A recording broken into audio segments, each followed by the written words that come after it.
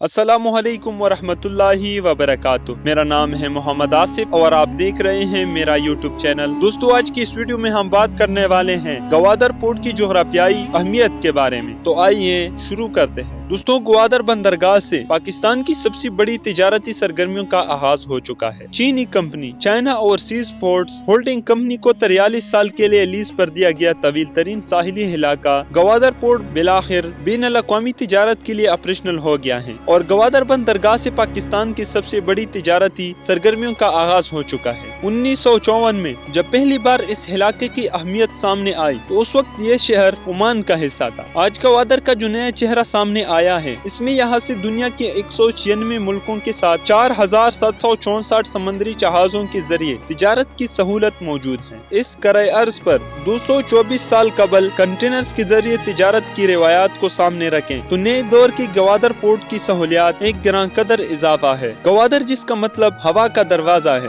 637 ایکڑ پر پھیلے ہوئے گوادر پورٹ کی جغرافیائی اہمیت کا اندازہ اس بات سے لگایا جا سکتا ہے کہ یہاں سے خلیج فارسی تک رسائی ممکن ہے، جبکہ گوادر پورٹ کو دبئی پورٹ کا متبادل بھی قرار دیا جا رہا ہے۔ گوادر کی تاریخ پر نظر دوڑائی جائے تو 8 ستمبر 1954 میں پاکستان نے عمان سے ایک چھوٹا سا بے آباد علاقہ گوادر، جو مچھلیوں کا گاؤں سمجھا جاتا تھا، 5.5 ارب روپے میں خریدا تھا۔ اس وقت سلطان محمد شاہ جو آغا خان کہلاتے تھے، اس نے اس رقم کی ادائیگی میں بڑا حصہ ادا کیا۔ اس معاہدے میں 2 اہم شقیں شامل کی گئی۔ نمبر 1، سارا بلوچستان عمان کے لیے فوجی چھاونی بنے گا، جس کے نتیجے میں بلوچی عمانی فورسز کا اہم حصہ شمار ہوں گے۔ نمبر 2، گوادر کے وسائل میں مزید اضافہ کیا جائے گا۔ 1 جولائی 1977 میں گوادر کو بلوچستان میں شامل کر لیا گیا۔ 1993 میں حکومت پاکستان نے ایک منصوبہ بنایا جس کے تحت گوادر کے بین الاقوامی بندرگاہ میں تبدیل کیا جانا تھا اور اس کا رابطہ پاکستان کی تمام مرکزی شاہراہوں اور ریلوے لائن سے جوڑنا تھا۔ 22 مارچ 2002 میں حکومت کے زیر انتظام گوادر میں ترقیاتی کام کا آغاز ہوا اور مارچ 2007 میں اس منصوبے کا فیز 1 مکمل کر دیا گیا۔ گوادر بندرگاہ کا افتتاح 20 مارچ 2007 میں اس وقت کے صدر پرویز مشرف نے کیا۔ اس وقت پر ان کے ساتھ وزیر اعظم شوکت عزیز، گورنر بلوچستان اویس احمد غنی اور اس وقت کے چینی وزیر اطلاعات لی شنگ لین بھی تھے۔ مارچ 2007 میں